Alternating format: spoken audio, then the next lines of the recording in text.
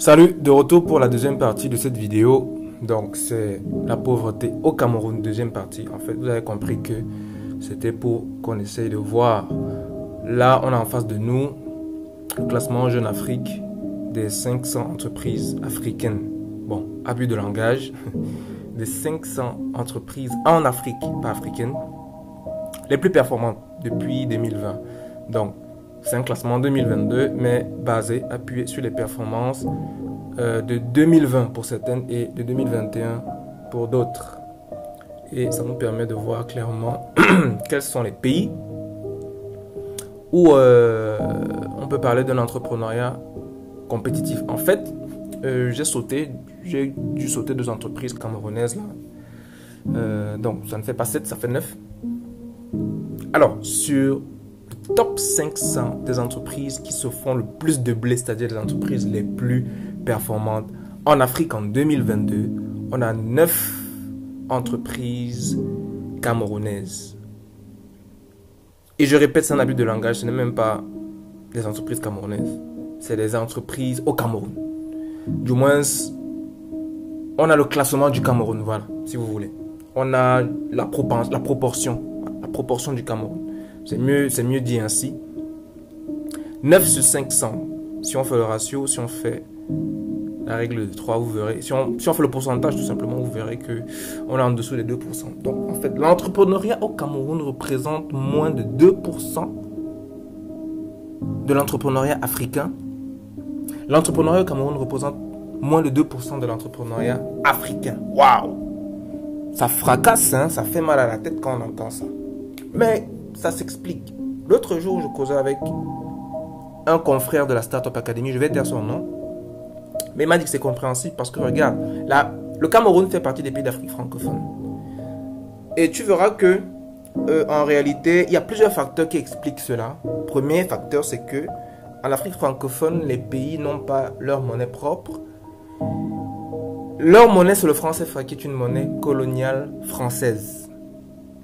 Alors, c'est tout à fait logique que depuis 62 ans aujourd'hui, s'il a entendu que la plupart des pays d'Afrique francophone, y compris le Cameroun, ont pris leur indépendance, entre guillemets, en 1960. Donc, depuis 62 ans aujourd'hui, on n'a pas réussi au Cameroun à produire des entreprises performantes et compétitives à l'échelle africaine. C'est incroyable. Alors, premier facteur, donc, le fait que au Cameroun, qui est un pays d'Afrique francophone, on utilise le franc CFA, qui est une monnaie coloniale française, c'est-à-dire que la grande majeure partie des devises de cette monnaie repart à la France. Premier aspect. Deuxième aspect, c'est que tu verras, c'est ce qu'il me dit, hein, tu verras aussi que si on essaie de faire une enquête, si on essaie de faire des recherches, de faire des calculs, les pays d'Afrique francophone sont les pays où la religion, notamment le christianisme, s'est le plus implanté. Et tu vois aussi que ce sont les pays où le nombre d'églises réveillées prolifère beaucoup. Vous n'êtes pas sans ignorer que les églises réveillées font plus de mal que de bien. Ça, il ne faut pas qu'on se le cache, hein, c'est pas la gueule de bois ici. Vous n'êtes pas content, vous quittez de la chaîne, vous vous désabonnez. Parce que ici, on ne caresse pas les gens. Les gens dans le sens du poil. Ici, on parle de leadership africain. Et s'il faut frapper du poing sur la table pour qu'on comprenne pourquoi on est pauvre, je ne vais pas hésiter à le faire. Qui plus est, en passant par le fait de fustiger des choses qui ne rentrent pas dans ma tête, comme par exemple le fait d'appartenir à une église réveillée. Je ne juge pas les gens, mais je dis ça a des effets plus néfastes que positifs. Je connais personnellement des membres de ma famille qui ont été dans des églises réveillées. Ils sont sortis de là plus diminués autant pour moi. Ils sont sortis de ces environnements plus diminués, plus affaiblis, plus appauvris qu'ils ne l'étaient en entrant. C'était une parenthèse, je ne vais pas entrer dans les détails. Ok.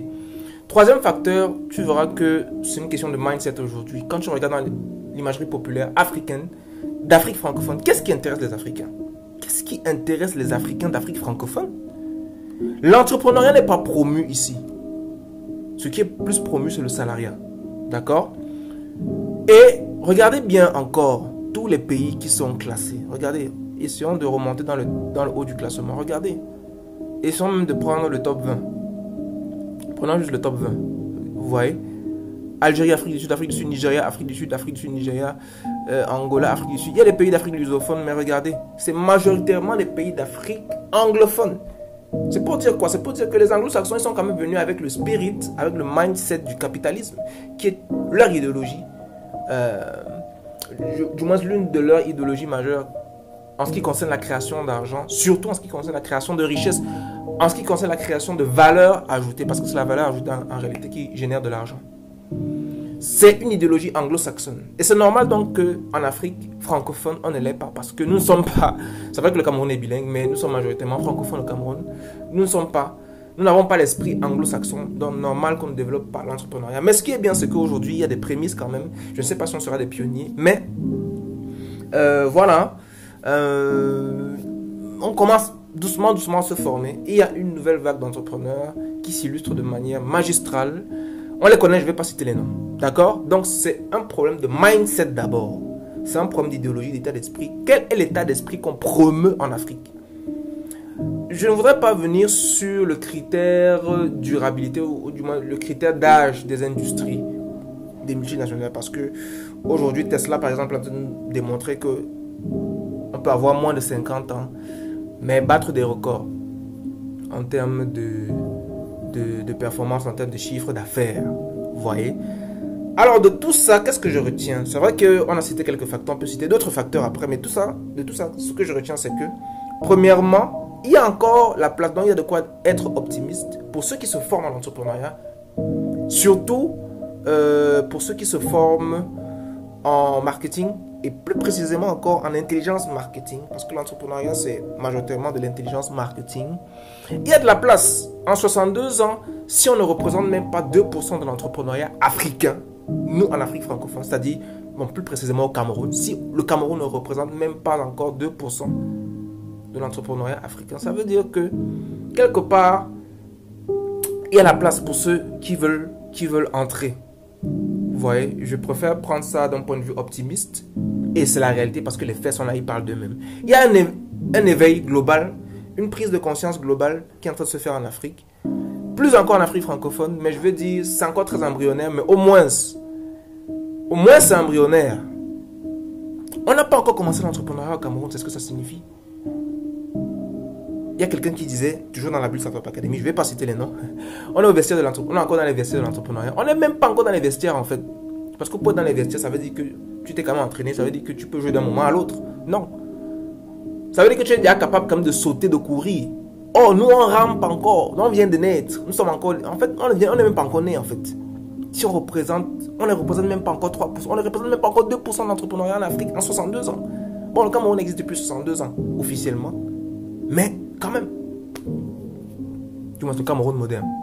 Quand même. 62 ans et on est à moins de 2% de l'entrepreneuriat africain. Wow, c'est triste, mais en même temps, pour ceux qui veulent se lancer, sur le long terme, sur le très long terme, c'est bon signe. Ça veut dire qu'il y a de la place pour tous les marketeurs. On doit se former en intelligence marketing. Comment on va faire? Je ne sais pas, mais on va devoir se lancer sur le terrain, on va devoir pratiquer, se faire mal, faire des erreurs, rebondir de nos erreurs, apprendre de nos erreurs. C'est comme ça que moi je vois la chose en fait. Dites-moi ce que vous en pensez dans les commentaires. Voilà. Donc en fait, il y a la place. Ça veut dire quoi? Ça veut dire qu'on doit développer le mindset. On doit développer l'idéologie capitaliste qui rompt avec l'ancienne idéologie capitaliste où, par exemple, je dis bien par exemple, c'est un exemple, c'est un aspect du capitalisme, de l'ancien capitalisme sur lequel on peut mettre un peu la lumière, qui est par exemple la pollution des usines. Nous allons être des industries, nous allons créer des industries. Peut-être nous serons des multinationales, mais ce qui est bien, c'est qu'aujourd'hui, nous ne serons pas comme à l'époque des Rockefeller, parce que eux, c'était des gros pollueurs, vous voyez un peu. Ce que je sais, par exemple, ce que j'ai appris, c'est que aujourd'hui, l'entreprise a une responsabilité sociétale et sociale, beaucoup plus sociale, en ce sens que, par exemple, si vous avez des usines qui produisent des déchets, eh bien, vous allez simplement recycler ces déchets pour nourrir un autre aspect de votre business, ou bien pour créer de nouveaux business models dans l'entreprise. Je prends un exemple. Dernièrement, j'ai su que avec les pots de plantain, on pouvait faire du gaz. Ça veut dire quoi? Ça veut dire que si vous avez votre usine de production de chips, vous pouvez prendre maintenant les pots de plantain, au lieu de les balancer dans la nature, Encore que c'est biodégradable parce que bon, c'est les fibres de plantain, c'est la peau de plantain. Mais je veux dire, le modèle, l'exemple, c'est le recyclage, la transformation. Normalement, rien ne se crée, rien ne se perd, tout se transforme. Hein. Ça veut dire quoi? Ça veut dire qu'on va prendre un produit final qui a des déchets. On va prendre ces déchets-là et on va en faire un produit secondaire. Donc j'ai appris dernièrement qu'avec les peaux de plantain, on peut faire du gaz, par exemple. Mais ça va nécessiter quoi? Qu'on se forme, qu'on sacrifie les distractions. Parce que nous, en Afrique francophone, on est des champions de la distraction. On est champion de la distraction. C'est pas mauvais, la comédie, le divertissement, l'entertainment. Ça peut être des sources de revenus, ça peut créer de l'argent, mais c'est pas le principal, c'est pas le plus urgent, ou du moins c'est pas le plus important. Oui, c'est pas le plus urgent parce que c'est d'abord l'urgence, ensuite c'est l'importance. D'accord? C'est pas le plus urgent, ou alors c'est pas le plus important. La distraction, la comédie, c'est bien, ça crée des emplois, mais un pays ne va pas se développer avec la distraction, avec la comédie. Les grandes nations, c'est vrai, le cinéma s'est développé par la suite. Encore que la comédie, c'est une partie du cinéma. Mais je vais insister sur la comédie parce que nous, les Africains d'Afrique francophone, il faut le préciser, on est très fort dans la comédie. D'accord? Le cinéma, c'est autre chose. Le cinéma, c'est à une échelle un peu plus grande. Mais ce que je veux dire, c'est que il faut qu'on se forme aux procédures. C'est pas la main d'œuvre qui manque. Ce n'est vraiment pas la main d'œuvre qui manque. On peut prendre des gens, les formes. Ce qui manque, c'est un mindset, c'est une idéologie, c'est un état d'esprit, c'est une manière de penser. C'est un courant de pensée qu'il faut développer. Donc, chers entrepreneurs que nous sommes, partageons nos connaissances au max. La puissance, la force du cerveau collectif, c'est ça. C'est-à-dire que ne retenons pas ce que nous savons, ne cachons pas ce que nous savons, parce que personne ne réussit seul. C'est ensemble qu'on va devoir réussir. Ça veut dire qu'il faudra qu'on crée des fonds, en fait. Il faudra qu'on crée des communautés fortes, des communautés économiques fortes, en fait. Donc, ça commence par le fait de ne pas cacher ses connaissances. Évidemment, on ne va pas tout donner, mais je veux dire, si tu sais quelque chose, ben partage-la. Partage-la.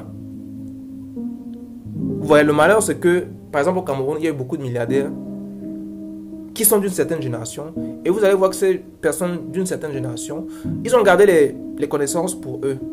Ils ont gardé les connaissances, les pratiques.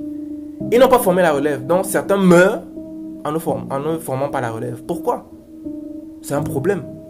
Tout le monde veut garder pour lui les savoirs, les connaissances pour lui. Non, on ne peut pas se développer comme ça. Donc, faisons des talks, faisons des conférences, faisons des formations, filmons. Même si on va nous insulter après que oui, vous voulez gagner l'argent en prenant le temps des gens, en racontant des choses. Qu'est-ce qu'on raconte en fait? L'économie de la connaissance, je ferai une vidéo dessus. L'économie de la connaissance, c'est quoi? La connaissance, c'est le nouveau business model aujourd'hui. Regardez, il y a des conférenciers. Il y a des gens qui font des formations, ça marche. C'est vrai qu'après, les formations peuvent être désuètes parce que, dépendamment de certains domaines d'activité, il y en a qui s'actualisent plus vite que d'autres. Par exemple, si tu fais une formation sur la publicité Facebook ou bien sur l'utilisation des réseaux sociaux, il est très probable que dans les 3 mois qui suivent, ce soit désuet.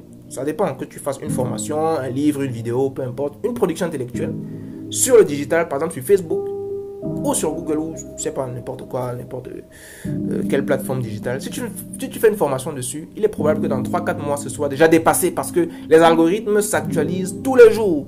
Les algorithmes se mettent à jour tous les jours. D'accord? Donc ça devient très difficile. Pour ça, je peux comprendre.